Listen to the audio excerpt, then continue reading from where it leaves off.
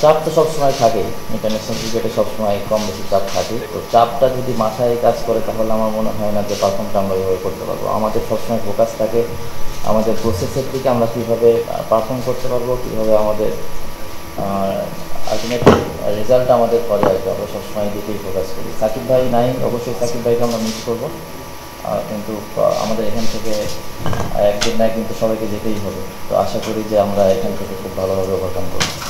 আলাদা তেমন কোনো কিছু কাজ এখানে করিনি, যেটা আপনি বললেন। আর নেটে কথা হয়েছে, আর অবশ্যই সিরিজটা অনেক গুরুত্বপূর্ণ, সবাই এখানে ভালো করতে এসেছে এবং ভালো করতে চায়। আমাদেরও টার্গেট থাকবে যে যতটুকু পারবো আমাদের দিক থেকে বেস্ট ট্রাইটা করার জন্য। সুপারস্টার তৈরি হওয়ার বিষয়টা আমি বলতে পারবো না, এটা সময় বলে দেবে।